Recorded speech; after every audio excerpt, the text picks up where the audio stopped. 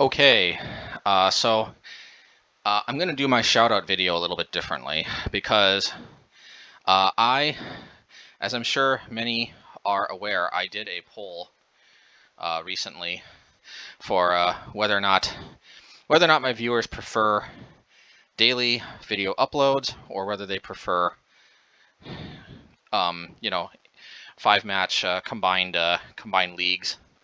And as of right now, the poll has 113 votes. And combined 5-match leagues have 65%, and daily video uploads have 35%. That means that it's almost 2-to-1 in favor of. It would be 2-to-1 if it was 66-33, but anyway, it's almost 2-to-1 combined 5-match leagues versus daily video uploads. So I am going to try to switch to 5-match uploads. I've already actually started to do that on my MHayashi gaming channel, as I'm sure you all noticed. So I think I will start trying to do that on my Magic Matt channel too. I hope that the YouTube algorithm doesn't punish me for switching from a daily upload schedule to longer videos. I don't think I mean, if I post a 5-match league every single day, not only do I think I will run out of videos way too quickly, because I do probably have maybe about, I don't know the exact number, but I do probably have at least, a couple, maybe several weeks worth of content. How can I say? I do probably have like, no, I actually probably, yeah, well, okay, let me start over again. I probably have at least maybe 2 weeks worth of, so maybe like about 14 videos at least or so. I'm bad with tabulating all this, but I do have like a decent amount of videos. But the problem is that sometimes I can get a lot of Magic in, but then sometimes I go for long periods of time without playing Magic. Long story short is I have to space this out somewhat so I don't run out of videos, and I also can't help but think that you all might just not necessarily be able to keep up with. I don't think I could watch an entire like about 2-hour 5-match league every single day. I might be able to watch it maybe 2 times a week, maybe 3 times a week. I don't know, like, but yeah. So in any case, I'll see how much I can upload per week. But let's get the shout out of the way first, because the thing is that since I'm not doing a weekly, a daily upload schedule, and I have like a regular kind of recurring video that's always gonna go up, and also because like it just takes a lot longer to splice a shout out video into a 5-match league than it does to a deck tech, because for whatever reason the video editing software I use, if I want to splice anything to a 5-match league, I basically have to like reformat or like convert the entire league into like movie format all over again. But anyway, long story short, I think I also know that a lot of you want like kind of my thoughts on the metagame as well. I don't know that I'm going to necessarily be able to provide extremely biting, or I don't know if that's the right term or not, but I don't know if I'm going to be able to provide extremely astute insights to the metagame every single week. But maybe I can at least start off trying to do my best, and maybe just go over like where my decks are at, what I've been up to. Maybe I can also show like what my most recent versions of all my decks are.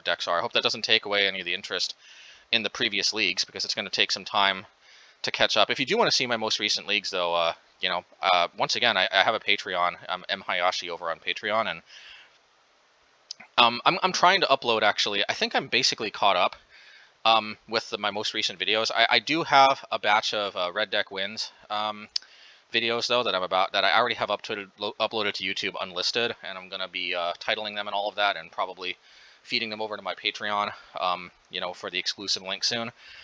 So if you do want to see my most recent deck in action, definitely Patreon's the right way to go. But I do think maybe at least showing what my most recent versions maybe are, And if you want to see them in action, you can see them on my Patreon. But at least showing, where they're at. It could also maybe, I don't know, put things in perspective when you're watching my my previous videos, because my previous videos my videos that are going up definitely tell the story of kind of where I'm at now. You can definitely see the process of like how, because like, for those who follow me, sometimes I come up with these bizarre card choices, but I think if you follow my videos, it really does hopefully shed light on like how sometimes just like, these subtle tweaks here and there, I end up with some not entirely intuitive card choices that you probably wouldn't play at first, but the more and more you play it, and the more and more you try to like plug holes that the deck has and so forth, it kind of gets there. But anyway, without further ado, first of all, let's get the shout out of the way, because thank you so much for all of my patrons. Thank you for everybody who's watching and commenting and liking. Smash that like button. I gotta get in the habit of saying smash that like button earlier on in these videos, but hey, we're about 6 minutes in. If you could smash that like button, you already watched about 6 minutes.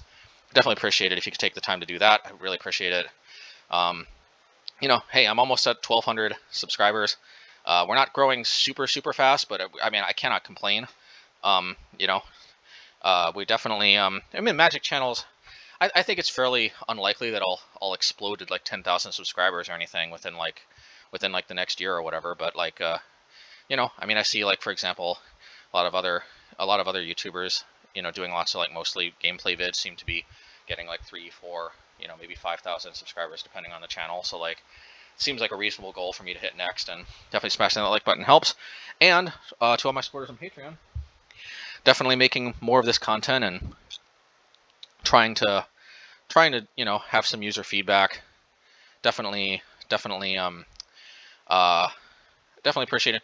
I'm gonna try, man. I'm gonna try to add timestamps. I don't know. I don't want to promise more than I can give. The problem is I got so many of these videos going up, but I'll see if I can add them. In any case, thank you to all my patrons. I'm changing the order a little bit. This is basically the exact order they appear on my relationship manager on Patreon. Thank you, Michael Patton. Thank you, Brett.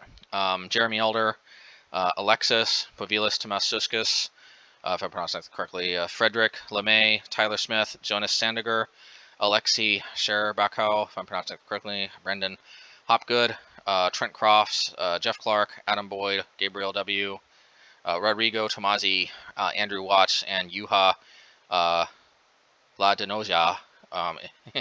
So thank you all, everybody. I definitely appreciate that.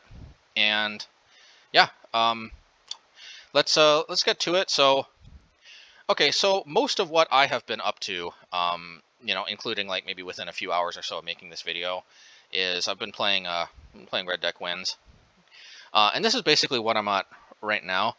And I have this video just went up on YouTube unlisted, and I got a title and everything, and it will hopefully be on my Patreon in not too much longer time. But at least as of the recording of this shout out, this is what I'm on for Red Deck Wins.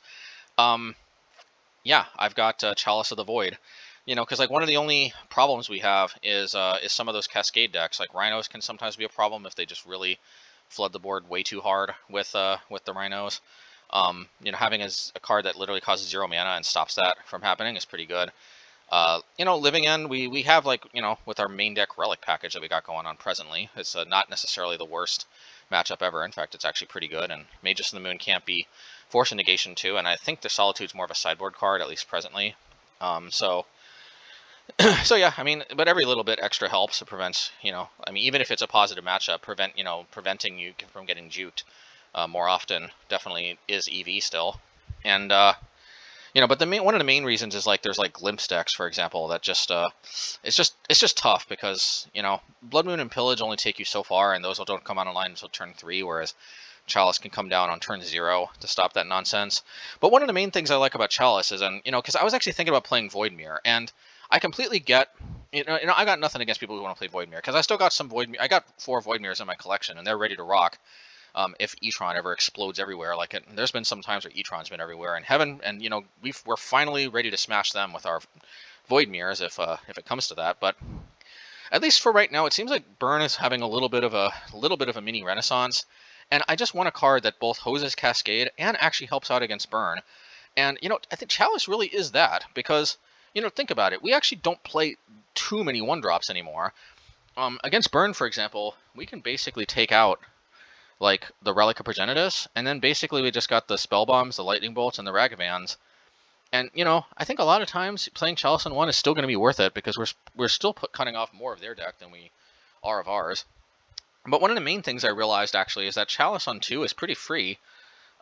So, yeah, that's one of the main things I actually realized, because I normally think of Chalice as, like, primarily a Chalice on 1 card, but actually, outside of the Cascade shenanigans, I mean, we've got no 2-drops except for Stomp. We got literally nothing that costs 2 except for Stomp, and, I'm more than fine to cut off Stomp. I mean, we still got the Giant, half of Bone Crusher Giant, you know what I mean? So, like, yeah, Chalice on 2 is just, pretty free real estate, and we basically shut off nothing from our deck, and I think that actually is a pretty good selling point, and I'm definitely excited. I mean, I've tested it so far. I haven't necessarily Chalice for 2 a lot yet. I have Chalice for 1 a lot, and it's always been pretty good, particularly against Burn. I did lose 1 game against Burn in, like, a test match that didn't get recorded, but I definitely would have won if I was more patient and I just waited till, next turn where I dropped another mana and then Chaliced on 2, because then they wouldn't have been able to smash the smithereens my Chalice. But yeah, anyway, look, I'm not going to get into too much detail, because if you want to see this deck in action and you want to see the full deck tech and the games, this will be up on Patreon soon. It's not up at the moment, but probably be up before midnight Eastern time. I'm recording this about 10:06 p.m. right now here, but anyway, if it's not, probably it'll be first thing Sunday, tomorrow morning. But yeah, this is what I'm at with the Ragavan Red Deck Wins deck. I just really like taking this in kind of a mid-range direction. Oh yeah, and actually I forgot to post. Maybe I'll post them tonight too. But I actually got 3 trophies in a row with not this version, but with a version with Flame Slash in the main. So believe it or not, actually, even though I said Ragavan is kind of looking like where it's at, actually I don't think Ragavan is. I mean, I've been having definitely better success overall, and I've been having pretty insane success with Ragavan. But I've been having truly astonishing success with the Ragavan list version. So I did speak too quickly, I think. I did want to just try to experiment. As you can see, one of the main things is just we're cutting Flame Slash this time, and we're literally squeezing basically as many of the main deckable sideboard cards as we can into the main. And the result is we've just got a lot of extra sideboard space, which is why I'm trying out Chalice of the Void. I mean, yeah, it cuts off Obosh, but I mean, if there ever was a card that's going to have such a swingy impact on the game and just, dominate games all on its own that justifies losing Obosh, it's probably Chalice of the Void. So that's my thinking anyway, and that's what I'm on. It's entirely possible it changes by the next update, and it probably will. But and in a way, it it keeps things interesting if the deck's changing. But there may come a point though where things don't change that much, and which means maybe these videos are not necessarily as focused on what I'm at, and maybe they focus on something else. But at least this week, I'm gonna let everybody know where I'm at with all my decks. And then this is where I'm at with my Merfolk deck. I think I played this a little bit this week. This week has mostly been Red Deck Wins though, through and through, with maybe a little bit of this on like Sunday or Monday. I can't remember, but yeah. Obviously, I'm liking Chalice too in the Merfolk deck and the Merfolk sideboard. We don't have an Obosh to conflict with, and Ratchet Bomb is also pretty cool. So very surprising actually. Ratchet Bomb has really surprised me in this deck, and yeah, main deck Counterspell also just pulls a lot of weight actually. So I've been really liking this deck. It's a little clunky. It's funny, like in a way, a lot of my Red Deck Wins decks in the past were super heavy on 1-drops, almost like 1-drop tribal. And whereas Merfolk is almost kind of like 2-drop tribal. But thankfully Aether Vial pulls a lot of weight as far as being able to make up for that. Now, head to head, I think that the Merfolk deck, especially this one, does have kind of problems with the Red Deck Wins deck I have. Especially like since for a monocolor deck, Blood Moon really does a number against this mana base. But at the end of the day, I just really like the way we can play 24 lands and have so many freaking utility lands. I do like this. It's not perfect, but I really like the fact that we almost never get mana flooded anymore, but we also almost never get mana screwed because, like, Mutavault, Fairy Conclave, Waterlogged Grove, these always keep, like, the gas flowing. And Hall of the Storm Giant seems kind of janky, but, like, this too, if the game really stretches out, is another man land, you know, and it does come up. It doesn't come up super often, but like the fact that we can get away with playing this, you know, because it doesn't come into play tapped in the most crucial turns, it's definitely been good for me. So anyway, that's where I'm at with the Merfolk deck. And then of course I got Mono Black Midrange, and this deck just really hasn't changed all that much since I first started playing it. I think some of the earliest builds had Needle Spellbob in Pithing Needle's place, but I think Pithing Needle just works a lot better because like this deck can have a little difficulty with Planeswalkers. Sometimes we don't have burn to finish them off as easily as the red deck Winds deck does. Sometimes Bloodghast is hasty, sometimes it's not. So yeah, I mean, Pithing Needle, Ratchet Bomb, sometimes we got to rely on these to deal with Planeswalkers, and sometimes that's tough. Especially Ratchet Bomb, since sometimes like the Planeswalkers like Little Teferi can bounce it. And, you know, Pithing Needle, you know, sure, it's only a 2-of, but like it also can help prevent Urza Saga from creating tokens. Yeah, it doesn't prevent it from getting the tutoring the 1-drop thing from the library, but sometimes just preventing them from making the tokens is what we need to keep ahead. So I do like it. I think Pithing Needle makes a lot of sense. Without like a lot of proper artifact or enchantment hate, Pithing Needle also can shore up a little bit that need too. So yeah, and I'm still on Lithophone Blight. I mean, if they ever ban Urza Saga, which it doesn't look like it's going to happen, it doesn't look like they need to, then, you know, then probably Crack the Ice. I don't know. The only problem with Crack the Ice, like I'm telling y'all, the main problem here is that, look, other than, well, yeah, I mean, at the end of the day, look, what do I replace? Like, against control decks, I've got 8 removal spells, and by the way, I don't think I can cut Fatal Push or Dismember. These two have just been so important. You know, like against control decks that don't necessarily have, like, Snowlands, I mean, what am I supposed to take? I mean, yeah, I've got 2 Pithing Needles, but, you know, sometimes Ratchet Bomb is a hit, sometimes it's a miss. I think a lot of times I bring in 2 Pithing Needles, 2 Necromentas, because, I mean, like, honestly, there's just not that much else to play. And, like, 4 Lithophone Blights, but, like, Crack the Ice is completely dead against most, like, you know, Azorius control and whatnot, so... I mean, Lithophone Blight just comes in more than anything just as a cantrip, and I know that sounds kind of bad, but it's way better than just a card that's literally dead. So, anyway, this is where I'm at. I still like it. Yeah. So what else to say here? But, yeah, and here's the mono-white Blink Blade deck. I think the most recent version that I've played is up as well. I'm on Portable Hole, plus plus Path to Exile, plus Solitude. Astute viewers may notice that I am not playing the fabled Flicker Wisp, you know, of Yor. That's been like a mainstay in this deck. I know, but like cuts have to be made somewhere. And at the end of the day, I just find Portable Hole to be just way too versatile and way too hard to pass up. But Path to Exile just fills too many important roles too, particularly against like Amulet Titan. You know, it's hard to cut Path 2, and like honestly, sometimes I just path my own creatures, like I path my own Wall of Omens if I just need more lands, and like I don't know what to say other than just I think this works. Wall of Omens definitely good card advantage engine with Ephemerate. You know, sometimes it can be a land engine with Path to Exile, or Charming Prince, more cards. You know, it's just the deck actually works surprisingly well. It grinds surprisingly well too. And Cave of the Frost Dragon also works surprisingly well. Yeah, and then I got the Infect deck.